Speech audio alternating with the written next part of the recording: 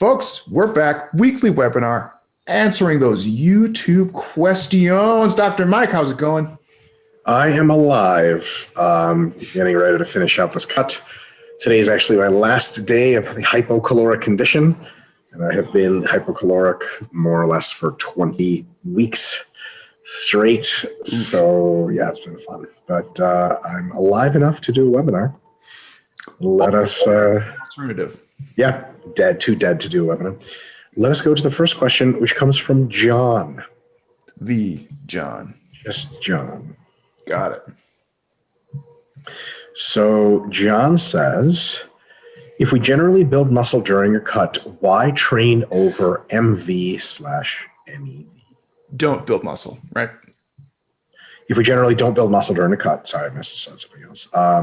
Why train over MV/MEV? So you probably shouldn't. Now, so what happens is at the beginning of a cut, you can actually do some recomposition and build some muscle. So at the beginning of a cut, it's probably okay to go from MEV to MRV. Or that is to say, go quite a bit beyond your MV. And I think that's fine. There's an alternative approach where you start out the cut really easy with training and just don't get a lot of fatigue. But sometimes some recomposition does the body good. Later into your cut, you actually get into the situation where this question becomes no longer relevant, and here's why. Your maintenance volume starts to climb so high in a hypocaloric condition after so much training fatigue and so much lower body fat that your maintenance volume starts to be more like your MEV used to be and starts to push up into your MRV at the end of every muscle.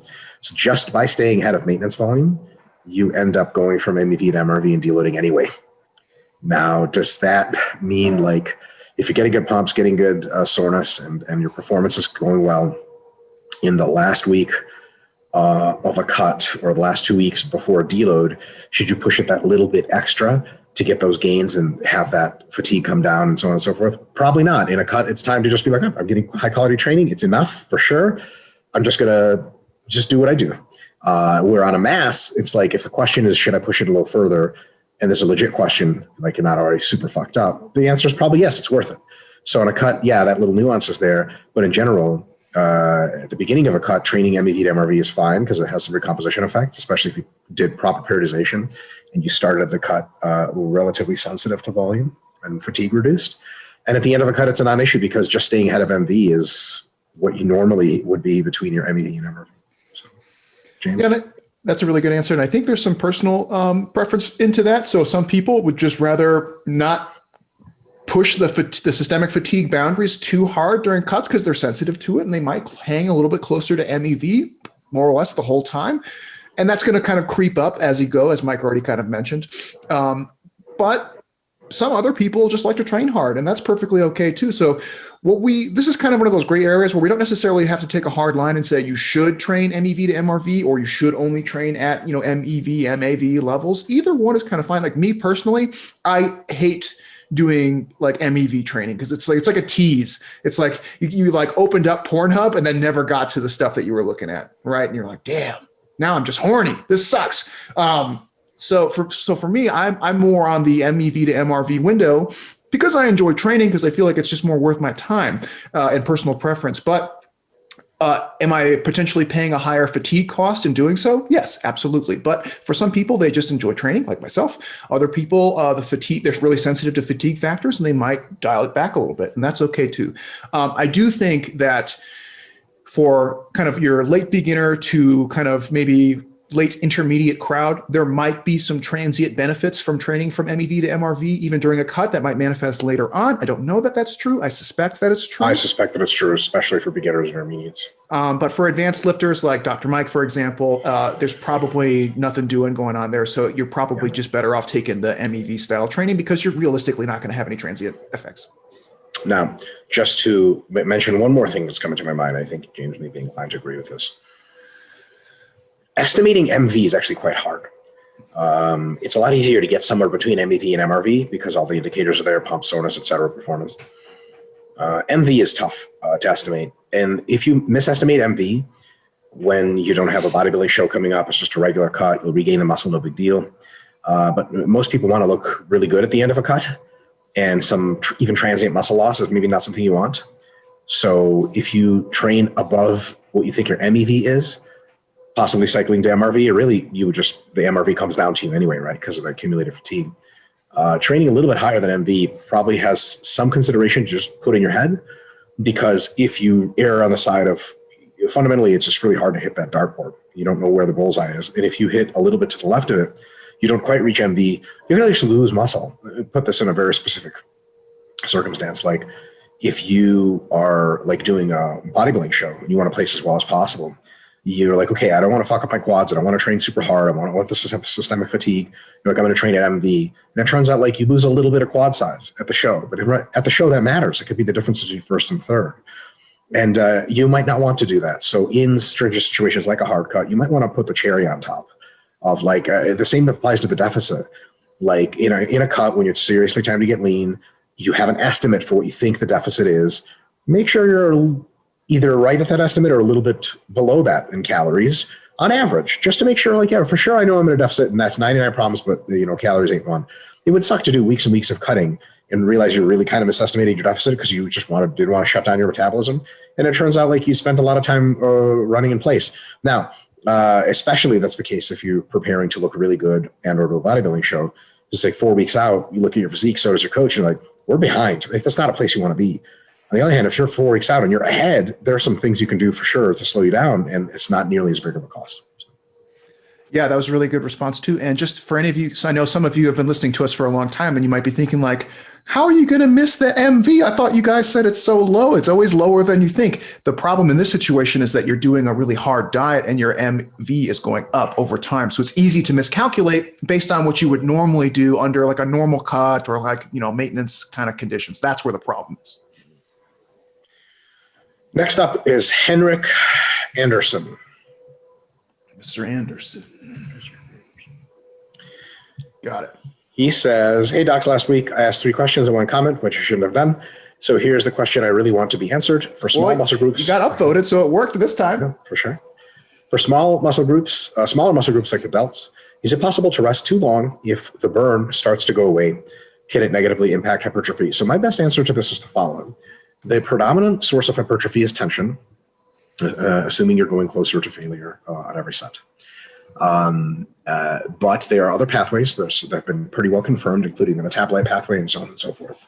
So it's also likely, or at least possible, that different muscle groups, muscle fibers, and potentially even like individual muscles respond a little bit more to one pathway versus another. So the pump, we know, literally grows muscle. We know metabolites grow muscle. And we know tension grows muscle. Tension does the most of the muscle growth, but the other ones may account for quite a bit of muscle growth. And if they're not present, so if you rest a long time, metabolite sequestration doesn't really happen nearly as much because the metabolites get flushed out. They don't have enough time to sit around in the cell and really poke the fucking mechanisms to be like, hey, I'm here, grow. The pump, if you lose the pump between every set or a lot of it, might not get its maximum of a cellular volumizing effect and transiently, and that might not accrete enough of the ribosomal proteins, et cetera, to do what you want it to do. Not as much growth. So because it's one of those situations where some muscles may respond really well to those metabolite and pump pathways, you may find that if you wait a little too long and the pump and the burn should go away completely between each set. But like I think you mean like the pump and like you just feel completely fresh again. If that goes away, maybe that's a little too long, right? And try it. And if your delt training results in worse outcomes, then it's like, yes, that's confirmed. For some muscles, just examples in my body, like hamstrings and chest and stuff like that, they're super fast twitch. The longer I rest, kind of the better. And the only reason I don't rest super long is because I just have to be somewhere else. At some point, I'm not spending 20 minutes between each exercise. Also, there's a cooling down effect. I don't want to re-cool down. But look, if I do high bar good mornings, ideally I rest 5 to 8 minutes before the next set and have another fucking baller set of high bar good mornings. And that makes me stronger and stronger and stronger, more and more tension over weeks and weeks and weeks. And I get the biggest hamstrings that I possibly can. But that's not the same for all my muscles. And for some of my muscles, I have that very same experience. Delts for me, biceps, forearms. If I rest too long between sets of forearms, I feel like I'm restarting the process the entire time. And I surmise that it probably doesn't result in optimal growth. Another really quick caveat is a lot of people mess this up much worse. They'll have their reps from last week and it'll be 10, 8, 7, right? This week, they're going to do a little bit more weight, but again, 10, 8, 7, because they're trying to match reps in a little bit more weight, which is a sound strategy. But this week, they'll talk to people between sets more and they'll rest much more.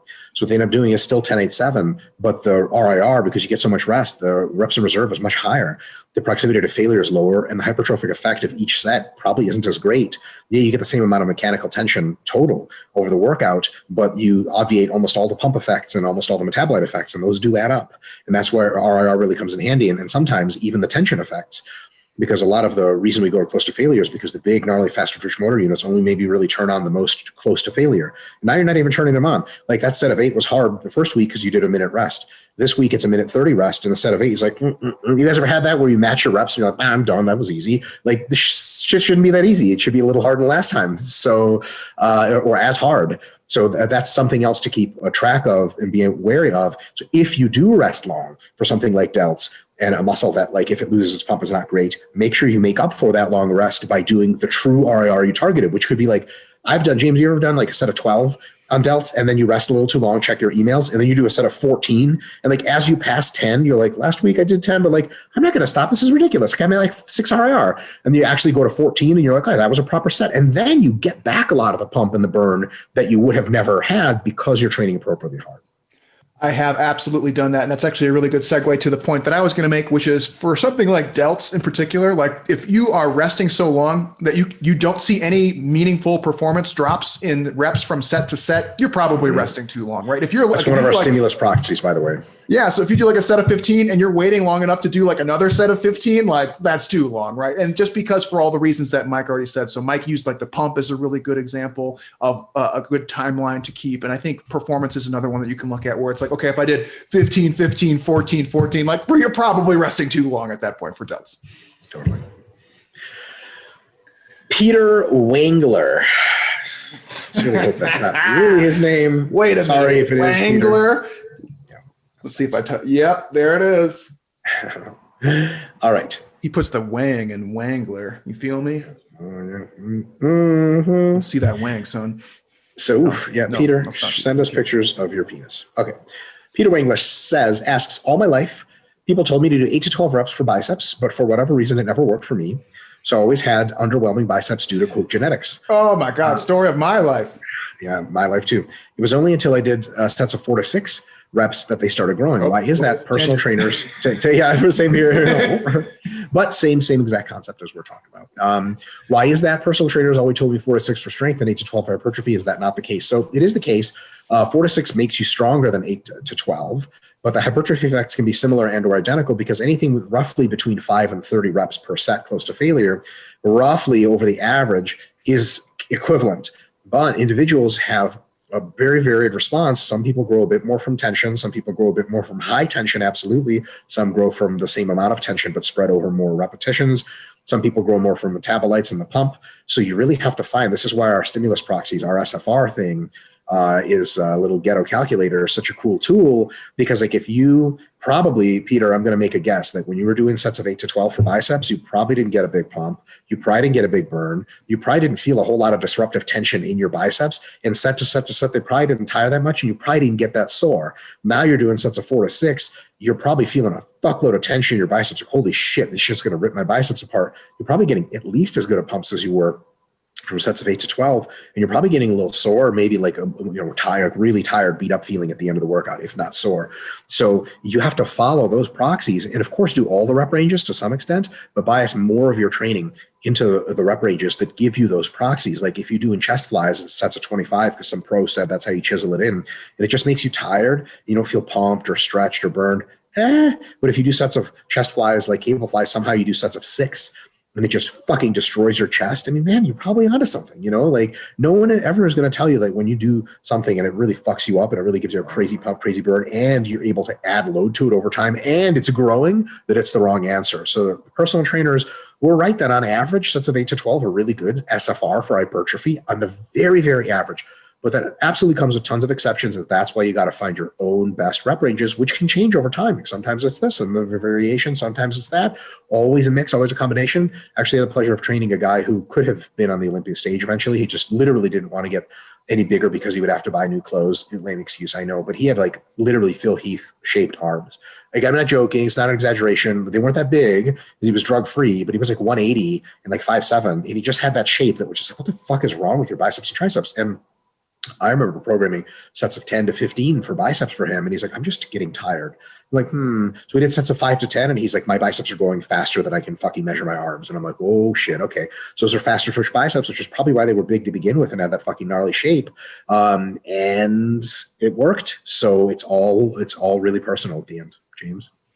Yeah, really good. So just a funny anecdote. I have the same problem where I did the sets of 10-ish for my arms forever. And also I have a giant wingspan. I have fucking long arms, and I have had chronic skinny arms my whole fucking life. And only recently do I feel remotely confident when I wear like a tank top showing off my arms now, because I've been doing better arm training the last few years. And for me, kind of slightly different in that the 10 to 20 was the zone that I just completely overlooked for so many years. And then once I started working in that range more, my arms became much more responsive. So as Mike said, it's very inter-individual. And then even within an individual, you might have some pretty greatly different responses across different muscles. So you just kind of got to figure out what works for you. I will say, even for fast twitch, supermen like yourself, I have a hard time recommending going super heavy on biceps for injury management reasons. So I think like 5 to 10 is kind of is on par with what we normally recommend, but I do think that's a good guideline. I really wouldn't go using weights where you're actually training your biceps any less than 5 reps. Now, I don't mean that like, I mean like you're doing things that's like a heavy 4, like, man.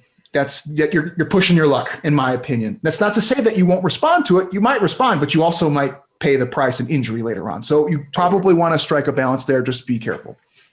Totally. Peyton Downs. Peyton. Also with an A? Peyton. Yeah. Got it.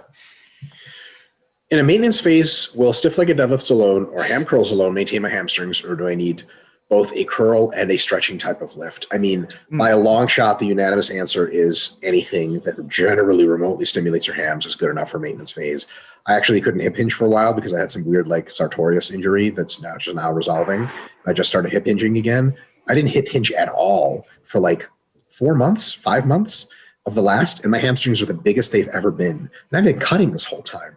Because I've just put my fucking mind into leg curls and fucking did enough sets and enough failure proximity in my reps to make it happen. So like, clearly if I can cut and not lose any muscle or ability, you can absolutely maintain. The thing is, what's needed for maintenance is so basic. Like, tell you this, you can maintain your arm size for like a month doing only like pull-ups and dips. Like, you don't even need isolation arm movements. Like, a couple is a good idea, but for hamstrings and quads and stuff, nah. Yeah, and I think and I totally agree with Dr. Mike here. And I think there's also something to be said for kind of your training age. So if you're somebody who has been training for a long time and you got big fucking hamstrings that you've earned, you might find that you might have some movements that are you just kind of keep at least in the mix a little bit more because they just work a little bit better. And I find that like if you're somebody who can, stiff-legged deadlift, over 405 pounds for reps, you might need to keep a hip hinge movement and a leg curl movement just for fatigue purposes and for deconditioning purposes, right? So It's one of those things, whereas if you're kind of like a normal intermediate male and maybe you're doing, SLDL variants with like, 165 to 225 range, like you're probably good doing a 45-degree back raise, hamstring curls, hip hinge, whatever. Any of those are fine. I think the more training age you got, the more fussy some of those things will become. So you might end up having to keep like one of both potentially, maybe not.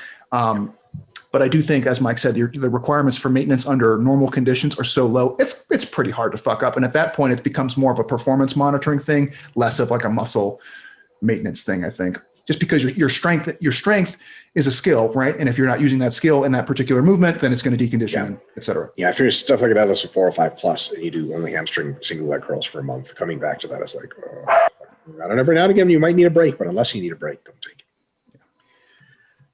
Antoine Bonzon. What? A-N-T-O-I-N. I don't believe it. Antoine Bonzon. Very, very French. Great name. Amazing name. Thank you for the great content and insights. Here's my question from a purely hypertrophic standpoint.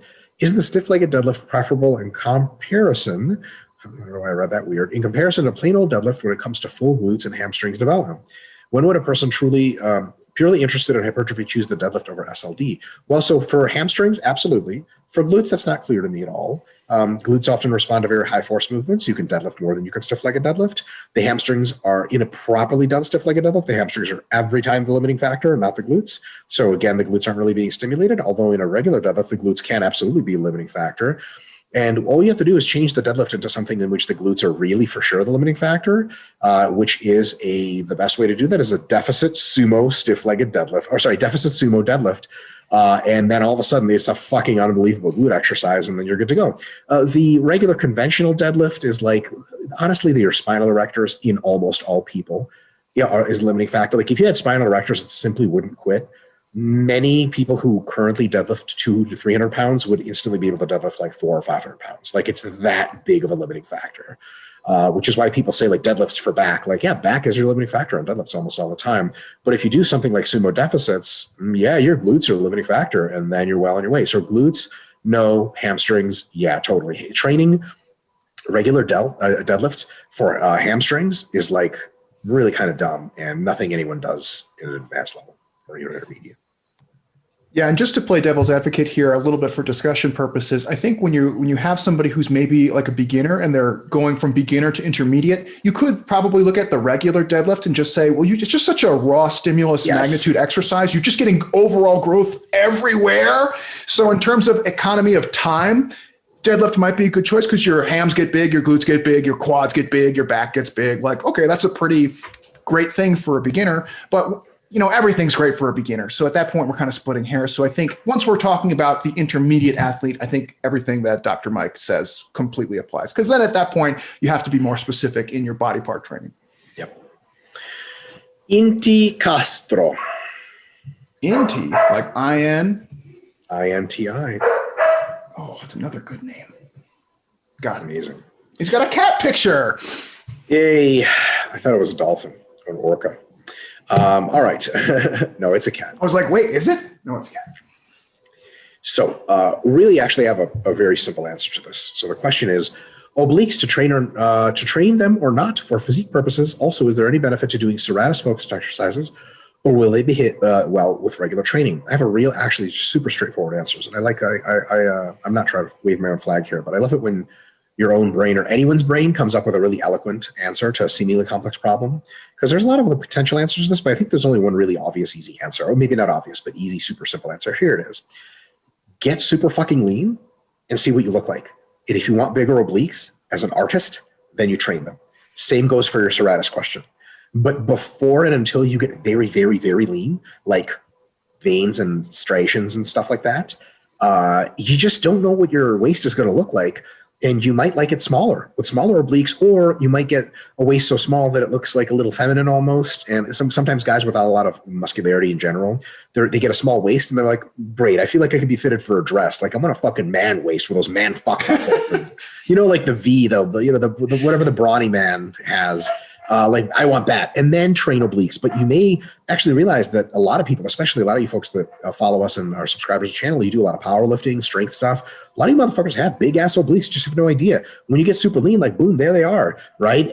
So I really just have to get lean and find out. James? Yeah, great answer. Those muscle groups also just get a lot of indirect work, like the serrati get a lot of indirect work from like your pressing and scapular heavy movements. Your obliques actually get a lot of indirect work from any of your trunk heavy movements and any direct ab work. So if you're just training like regular ab stuff, you're actually getting a little decent amount of oblique work in there too. Not a ton, but a little bit. So what we find is that if you're generally doing most kind of normal training practices, you're usually hitting those sufficiently enough indirectly to at least have a presence. And then, as Mike said, from that point on, it's a matter of like, how much of it do you want? Yep. Do you mind if I just shut my dogs up real quick? Yes. You carry on. I'm just going to be like a minute. Okay. So, good question from Zimbor. Interesting name. Zimbor asks, wouldn't it make sense to wear a lifting belt on most isolation exercises when appropriate? For example, barbell curls to limit systemic fatigue and therefore allow a greater amount of volume. Surely the stimulation of the core gets from movements like barbell curls is quite worthless anyways, since the core has a huge RIR in barbell curls compared to what the bicep experiences. At the end of a meso, Most people have to deload due to systemic fatigue. I wouldn't say most, some. And therefore, anything to lower systemic fatigue during a meso would allow for more volume in the muscles groups. And we are perhaps focusing on during the meso. During the UK lockdown, I have tested this. It is embarrassing to wear belts, isolations at the gym. And I experienced significantly less systemic fatigue. James, we're on Zimbor, Ximbor. What the fuck? Right, exactly. Zimbor? When wearing a belt on various isolation movements, for example, curls, push down, overhead tricep extensions, lateral raises, etc. So it's a really good point. So Zimbor is talking about wearing a belt on isolation stuff if it manages to reduce systemic fatigue, because the stuff for the core is just not worthwhile because it's so low RIR and stuff. It's a very good point. It's definitely something to consider. The contrary opinion would be that you may not actually lower systemic fatigue at all, because putting on a belt doesn't lower systemic fatigue. It just lets you get further closer to RIR of the actual muscles that you're training. So for example, you may stop curling because your core gets tired, but if you have a belt on, you may get more curl reps, which actually would result in pretty much the same amount of systemic fatigue, but more of that fatigue directed and more stimulus directed to your biceps. So put it another way, if your core is at all a limiting factor in how many reps you can get in your performance on biceps, triceps, shoulders, etc., you should absolutely use a belt, or at least consider it. You guys will notice now that I do super ROM laterals, I don't wear a belt anymore. But back when I did a lot of regular laterals, I think I got up to like the 55s for a set of 20 or something like that with like strict laterals. I was wearing a belt every single time. And people are like, why the belt, doc? And I'm like, you pick up the 55s and fucking try to lateral raise them. If you put on a belt, you're just so much stronger. You can do more lateral raising with good technique. And then the actual RIR you get to the shoulder muscles is much lower. And the systemic fatigue is, for me, probably higher with the belt because I can push my body so much further. My core doesn't give out, because the core doesn't really give out systemic fatigue wise. It's just like, you're done. Like I'm not stable enough to get you going here. So I think it's less of a systemic fatigue issue, Zimbor. I think it's more of an issue of, are you pushing the muscles that you're targeting very, very close to failure? If you're doing 90 pounds on the cable tricep extension and you're a woman or something, or 60 pounds, and you put on a belt, we take it off, nothing happens, sweet, don't wear a belt. If you're on the hack squat and you wear a belt or not, and it increases your rep count by 5 in each set, or lateral raises or upright rows or anything, you got a real good argument for wearing a belt. And I think a lot of the really big IFBB pros, Jared just farted legitimately in my face. Piece of shit. Yeah, it's awful. He's post-contest. He turned pro. Yeah, he's post-contest, so he's farting like a fucking machine. So basically, a lot of the pros and really big bodybuilders, they wear belts on a lot of isolation shit, and probably because they feel like they can just do better. That's the real answer to why wearing a belt may be a good idea. And if it's one of those things where you put it on and it feels cosmetic and it doesn't improve your performance, then you can feel free to take it off because it's not doing shit for you. It's like guys, James, you ever see the old guys for some reason do this a lot? They'll wear a belt in training and they'll walk around with it. They'll never unclip or reclip. And you're like, if you never unclip your belt, I can tell you for a fact it's not tight enough to do dick to improve your performance. So absolutely. Don't be one of those guys. And some people, that's enough of a reason not to wear the belt, because it's just so constricting and so distracting. That's a very good case you could make. Even if it did help you eke out maybe a couple of reps here or there, it ends up just being this massive distraction for you the whole time. Don't wear it. Another thing that people will do is that they'll assume that, like, let's just take an example where they'll say like, oh, well, I heard Dr. Mike mention this lateral raise thing, so I'm going to give that a go. And they put a belt on, and then sure enough, they had a performance increase from their lateral raises. And they'll say, well, that means that my core is really weak. I should be able to do these lateral raises without any kind of assisted device. And then they'll spend a whole lot of time doing core stuff, which ends up just being a waste of time. So in this case, I would say, sorry, I'm trying to get a good angle here. The sun is like blasting through. And no worries. I'm trying to. Here we go. Let's try this. Some people will use that as a kind of like a justification for saying you need to do more core work, which is really just an excuse to do a bunch of bullshit and not actually train hard. So Totally. So don't do that. Next up, Samuel Turner. I'll have a Samuel Turner. There is an adult film star named Paige Turner. Oh, Paige Turner. Like a dirty magazine. Yeah, exactly. Like a fucking dirty mag, innit? I believe she's from the United Kingdom. UK. All right. The UK, bruv. Samuel Turner says, how come when you become advanced/elite and you stop training, your baseline is much bigger than when you were prior without training? What is going on?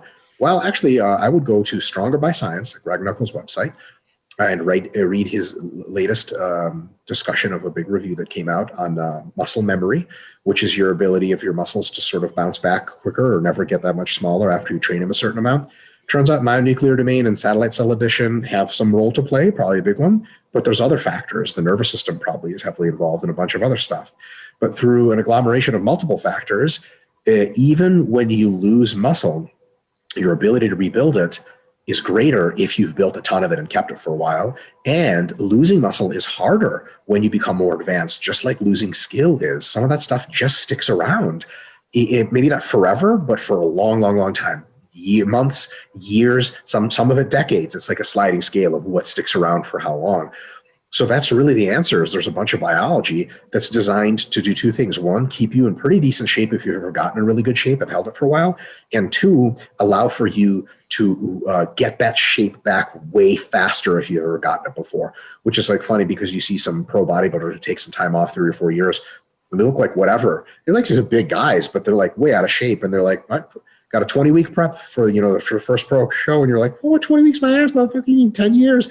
And in 10 weeks later, they post a progress photo. You're like, you look like what? And it's like, it's steroids. Like, I don't know, man. People take steroids before. It still takes them 10 years to get that big. How is this guy doing it? Well, there's latent sort of quote unquote muscle memory that is a really, really big deal. Tons of mechanisms, some of which I mentioned, many of which are currently being discovered, tons of which will to be discovered, but it's a big deal and it's a real effect. Yeah, and sometimes we kind of joke about like people having old man strength, for example. And that's an example of something where you have somebody who has accumulated muscle mass throughout their whole lifetime, but they've also been adapting to that muscle mass over a very long period of time. That's why grandpa can fucking take a whole barrel full of rocks or sand and just move it himself, where normally somebody else would ask for help. Why? Well, slowly over time, like grandpa's been accumulating strength, nervous system strength, muscle mass, and the changes that intertwine between those two things. And he's also been probably adjusting their lifestyle. So if you have gained a lot of muscle over your lifestyle, you're just more inclined to do things in your activities, daily living that are more strength demanding because it's easy for you to do it. And that's another reason why you don't lose it. So instead of you can move the trash cans, so you do move the trash cans. Exactly. And that seems like such a minor thing, but it's one of those things like go back and look at your life. Like I know I do this all the time where I was cutting a tree that had fallen down. And my neighbor was like, fuck, this thing's going to be a pain in the ass to move. I was like, watch this. And I just moved it. And he looked at me like, what the fuck's wrong with you? I was like, dude, I'm jacked. Like, what do you think? Right. And you can just do stuff like that. And you don't think about it. You just do it. And that's just how your life becomes. So it's one of those things too, where your activities and the things that you do in your life start to be more conducive of the strength and muscle mass that you have, and you don't lose it because it becomes kind of more of a routine thing. JR, not a question. This is just a real quick comment I had to screen cap. It says, where are you? J space R. Oh, damn it. Got him. Dr. James Burp Compilation intro video. I've been better. I got scolded. I got in trouble with Big Papa. Interrupts. Yeah. Stop burping. Hey, hold on. There was another funny one that I saw. I think it was at the bottom. Oh, yeah. Steve Tate. Your Aussie accents are an abomination. Oh, you fuck off, cunt. What's funny is he probably sounds like exactly how we fucking do in Aussie. Exactly. We usually shoot for more of like the Queensland, Brisbane kind of thing. Not like you snooty Melburnians. Yeah, Steve's probably from Melbourne. He's like, my butler doesn't speak like this. I need some fresh coffee. Yeah, they love their coffee in Melbourne. All right. Scott got what? I don't know. Let me see how his name is spelled again. Got it. Scott P. Gott. Scott P. Gott. I actually have to find it on my own thing. Scott Gott. There it is. Dear Mike and James, I have a question about lat pull downs. I have given them up for a little while because I didn't feel they were productive, no mind muscle connection, pump, etc. Recently added them back in after some form changes, and I'm now getting some mind muscle connection. That's really good. The issue I'm running into is that at any reasonable weight, the first 7/8 of the movement flies, and I have trouble getting the bar down to my chest, maybe the last 2 inches, with no slowdown to the rest of the movement. My hands are about 1.5x shoulder width apart. Pronated, pull the bar to the bottom of my sternum and leaning back about 30 degrees. I keep hearing Mike's words in my head that if I can't do full ROM, that I just need to get stronger. Okay, I've actually never seriously said that, but we'll get onto that in a sec. But I guess I'm wondering if that very last part of the movement is a different muscle or a different part of the muscle that can be trained in isolation, or is it really just a matter of keeping a lighter weight until I can complete the pull down with full ROM consistently? I'm thinking of getting a mag grip and changing to a neutral grip to see if that helps. So I wouldn't chase ROM like that, like a crazy thing. So ROM is designed to increase your SFR, and most of the time it does. If ROM really reduces your SFR, it's too much ROM. And that's totally fine. Just make sure you're not ignoring an entire part of a movement. So what you might want to do is this. Continue to do your current technique, stopping the bar an inch or so or 2 inches above your sternum and getting badass lat SFR. Awesome. And then maybe every now and again, maybe at the end, throw in 1 or 2 sets of much lighter load where you go all the way down to your sternum or your chest and you pause and hold the bar for 2 or 3 seconds, and then you let go and come up and then pause and hold and squeeze. That makes sure you train those squeezing, pausing muscles, because it could be slightly different muscles or different parts of muscles. You check them off the list, but it doesn't interfere with you training the predominant large swath of your lats, which the lat pull downs are designed to train. So no religion here. And if your SFR is not great with full ROM, partial ROM may be the better choice. That was good. So I got immediately distracted because I read the sentence that says the first 7 to 8 of the movement flies. And you can see where my brain is, because I had a fly problem in the house that I've been dealing with. And I was like, yeah, those fucking flies get in the way. Fuck those flies. And I was thinking about him doing lat pull downs and like flies distracting him. Had nothing to do with what he was actually talking about. I just had like flies on the brain. And when I read that, and I was like, yeah, those fucking flies, I'm gonna get them. Well, I suppose my analysis is decent. Yeah. No, really good. I think many people have, especially like if you alter, a lot of people will do, their typical lat pull down will be like to kind of like chin level. And then they might hear somebody like Dr. Mike talking about full ROM, and they might change their technique to lat pull down to like sternum. And they start doing that, and they can only do like 5 of the 15 reps that they plan to do at that range of motion. And they act surprised, like, am I just weak? Like, what's going on? And it's literally another kind of a specificity issue where you haven't trained the muscle at that terminal end of that range of motion. And so you really don't have any functional strength there. You will once you start doing it. It doesn't mean that you're necessarily weak on like a holistic standpoint. It just means that it's just something you haven't done. Like, it's one of those, it's the same thing as saying like, well, I can juggle 2 balls, but I haven't juggled 3 balls. And when I try to juggle 3 balls, it's really hard. Well, of course it's hard. You haven't done it yet, right? It's just you can literally think of it very much like a skill, in that you haven't rehearsed that same movement throughout that same range. And as you increase the range, it gets harder. That's why, like, classic example, same problem, exact same problem. Person squats to parallel, and you say, why don't you try going all the way down? They break parallel with a weight that they can normally handle, and they bomb. Fall apart. Yeah, and they fall apart. Why? Because they haven't trained that range of motion. Could they? If they had a couple weeks under their belt? Sure. Right? Same idea here. So don't be discouraged if you're having that issue where the range of motion feels kind of wonky when you get to the bottom. Just keep practicing. And as Mike said, the lighter sets with the peak contraction and like slow eccentric coming out of the bottom, man, can really make a big difference. And all of a sudden, you'll start getting a few more reps week after week after week on your top sets. And then next thing you know, after a while, it's just not a thing anymore. You're doing full range of motion pull downs without having to think about it. Yeah. Yep. As Doc Stone would say, Notepad is up next. And this is just a funny comment I had to throw in there. And we have another question after this. Notepad, 2 words. Oh, here it is. Oh, more so he says, oh, no. Our docs may be amused to know that Kinobody, one of my very favorite personalities in all of fitness YouTube, and probably there's 2 from the sound of their immediately tickled reaction, heavy sarcasm there, also says that big quads look rounded and feminine, and that his program will give you thinner, less developed, more masculine legs that he has, and that women so adore. You know what I'm saying? You got to tell yourself what you got to tell yourself. You mean skinny legs? Yeah, like, man, I hate the whole man card idea. Undeveloped legs? But like, that motherfucker be giving that man card.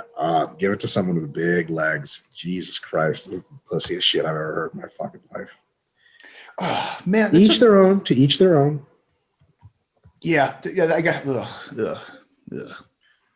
hate it. Hate. All right, last up is Andrew Atkinson. Got it. Our last question for the day. Andrew asks, hi docs, what considerations would you give when increasing the number of sessions per week from say 4 sessions to 5 or 6? So my first consideration is to make sure you only ever go up by 1. So don't go from 4 to 6, only ever go 4 to 5 and do at least 1 mesocycle to see how that works. Second consideration is make sure your exercises are aligned in such a way that they don't interfere with one another. You might have never had any sort of rear delt recovery problems because you did back, then rear delts, then back, then rear delts. You add in another session, that's another session of rear delts, and all of a sudden your next back workout, you're like, oh my God, my rear delts are feeling like really sore and tired. What the hell? Like, shit, they haven't healed. And then you have back and rear delts and back and rear delts. So you really have to go in, look at your program that you're making and make sure there's not a ton of overlapping fatigue situations where you get overlapping soreness, overlapping performance reduction, so on and so forth. So that is my 2 big recommendations that I would start out with. James, what do you think? What else you got? Yeah, this one might be kind of obvious and goes without saying for many people, but always start a new mesocycle with the adjustments. Don't do it midway through the mesocycle that you're currently in. Start anew, and preferably in an ideal situation, start a new block at that point. Finish out whatever you've been doing well. I mean, I understand you might be at a point where you're like, I've been doing 4 days. I want to go up to 5 days and I have the time to do it now. So why should I take a little active rest? Mm-hmm. Yeah. Why should I sit around and wait? That's fair enough. I think in an ideal situation, you'd be able to track it as like a clean slate, brand new clean slate. In a more practical sense, just wait until you finish out the current mesocycle and then switch over. And also, like if you've done multiple mesos pretty hard of like 4 and you go up to 5, and your 5 doesn't work because it's too fatiguing. Maybe it wasn't the 5 that was too fatiguing. Maybe it would have been, if it was 4, it would have still been too fatiguing because you just need an active rest. So it's really good to clean the slate and really be like, okay, it's like when you're tasting different foods, you like, actually like food tasting is a real thing. You wash out your mouth between tastings with water or whatever it is you're drinking because you don't want one food to spill into the other and be like, oh, that mac and cheese sure as hell tasted like onions. Like, that's because you had an onion dish right before, idiot. Like, okay, I guess you're right. So make sure you really do a clean slate if you want to not just benefit, but find out, okay, is this something sustainable? Is this something I can benefit? I've done many times in my adult life. I was already Dr. Mike and supposedly all smart and shit about training. Many conclusions I've come to were wrong because it was just the spillover effects of a previous phase. Yeah, totally. I've done wine tasting before, and they give you the little thing to spit the wine out. Yeah. Motherfucker, I don't spit that out. I just drink it. I'm here to get drunk. They're like, how's it taste? They're like wine. I hate it. But tastes shitty. I'm here to get drunk. What do you call it? It tastes like bread that's gone bad or something. Pea bread. Pea bread. There's James's big wine endorsement. Mm-hmm. I'm like a fucking sommelier over here. What does this go good with? Anything really that tastes like pea. Yeah, you really are a man of culture. All right, folks, that's all we have. James, any announcements? No, that was a fun one. There was a bunch of really fun questions. I've been working on the content feedback that I've been getting from Jake. Jake had a bunch of really good edits for me so far, so I'm continuing to work on that. On my book, but that's about it over here. Mike, how about you? That's it. Working on the last little bits of the hypertrophy book, and that should be out in a few weeks. Oh, yeah. Okay. Question for you about that after. Let's wrap up for now, though. Okay. Folks, keep sending in those questions. Make sure you guys like any comments that you think are great, and then we'll be sure to answer them every single time. For now, we're signing off. Again, thanks for engaging with us. Make sure you subscribe, and we'll talk to you next time. Peace.